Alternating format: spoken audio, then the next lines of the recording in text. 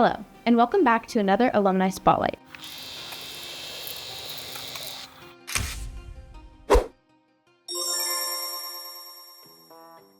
My name is Juliet. Why don't you introduce yourself? Thank you, Juliet. I am Matt Rudzki. I am currently the district judge for the Fox Chapel area, serving the communities of Aspinwall, Blonox, Fox Chapel, O'Hara, Indiana, and Sharpsburg, and I'm a 2004 graduate of Fox Chapel Area High School. What initially got you interested in law? It was a long journey. So my father was a police officer. He served in Sharpsburg for 41 years, with the last 12 as chief. So criminal justice was always part of my life growing up. And it really led me down the path to, considering law school when I was in college, and then taking that step, applying for the LSAT, taking the LSAT, and then going to the Duquesne School of Law. Were you interested in any activities in the high school that pertain to your job now? Nothing in high school. I was part of the German club. I was also a runner. I ran cross country and track and field. I am in the High School Sports Hall of Fame, so proud of that achievement as well. What were your favorite high school classes? I would say German classes were my favorite. I ended up majoring in German and history in college. So I still have relationships with Herr Richards and Frau Kohler and keep in touch with them. And I actually studied in Germany for a couple of years, and I taught in Austria for a year.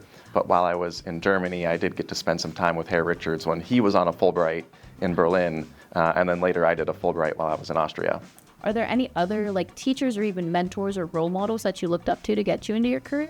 Oh, and so not for my career here, but definitely in terms of life. He was a gym teacher here. He was my coach, head coach, cross country, track and field, Jay Seward.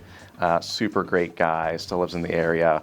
We do lunch about once a year. I also see him at the Sports Hall of Fame. Mr. Messiano, also a good guy. He was a Sharpsburger like me, taught at Fox Chapel, but they were just good guys, down to earth. They had a ton of life experience, and they were always willing to share it with us. So what are some of your favorite memories, either with those teachers or with friends just in the Fox Chapel High School? Yeah, I would say the best memories, definitely on the track, definitely cross country, practices, taking the rides. We would go up to Slippery Rock for Whitfield Championships. I made it to states 3 times in cross country, going out to Hershey to race in states. Those were always the best memories with teammates, having fun, goofing off, but also competing and succeeding. And my senior year was the first year that the men's cross country team won a section championship.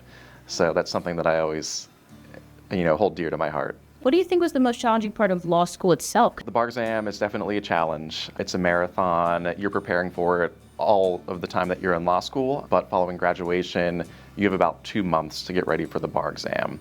And it's probably the most intense thing I've ever done, other than, raising my 3 children or, running for office. I will say the one thing about law school is there's a ton of reading. And I did so much reading in law school that I can no longer read for joy. So that doesn't mean I'm not reading. I still do ebooks. So before your current position, you served as mayor of Sharpsburg. Could you just detail a little bit of that for me? I actually started in government and public service in 2011. I served on borough council for 7 years. And then in 2017, I made the decision to run for mayor. Sharpsburg is a great place. I'm born and raised there. I'm 5th generation. We were ready to make the jump.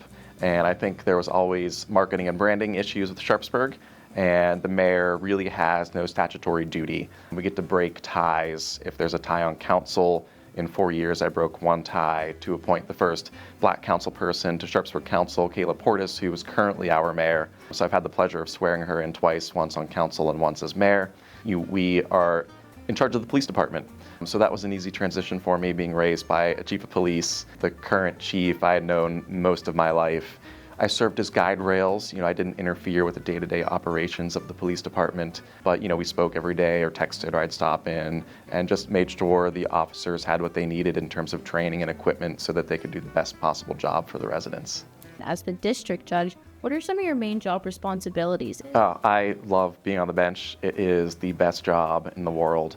Like I said, I'm a public servant at heart, and it's always been about impact for me, finding ways to help as many people as possible. Being a mayor is sort of like being a social worker. Combined those skills with my training and experience as a lawyer, the natural next step was running for district judge. It's a full-time job. We're on call 24/7. We only schedule court for Tuesdays, Wednesdays, and Thursdays. They'll come in for their preliminary hearing on those Wednesdays. Mondays and Fridays we keep free, so my staff uses Mondays to prepare for the week, Fridays to clean up for the week. But for example, today before I came here, I got a call about 8:15 in the morning. We had someone stop in. They needed an emergency protection from abuse order, so I did that. And then while I was there, the police also came in with an arrest warrant that I had to handle. What ends up being your favorite part about your job? Yeah, so one thing I didn't mention is that once a month on Tuesdays, we do a night court option for all of the school cases and all of the juvenile cases.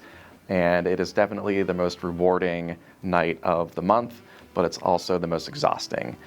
But with the school cases, we always try to find the most restorative option to get the kids back on track. But we don't want to punish students. We want to try to find a way so we can restore them, whether it's community service or writing an essay or doing a teen accountability class, something to let them know, hey, there are consequences to actions, but we're not here to punish you.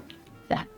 And then what advice would you give somebody who's interested in pursuing law? Yeah, sure. I would suggest starting early, doing the pre-law courses while you're in high school, doing mock trial. I've also had high school students who have come to my court to shadow and to see how things function. When you get to college, definitely stay on that pre-law track. I think the most important thing for a lawyer is reading comprehension and also writing skills.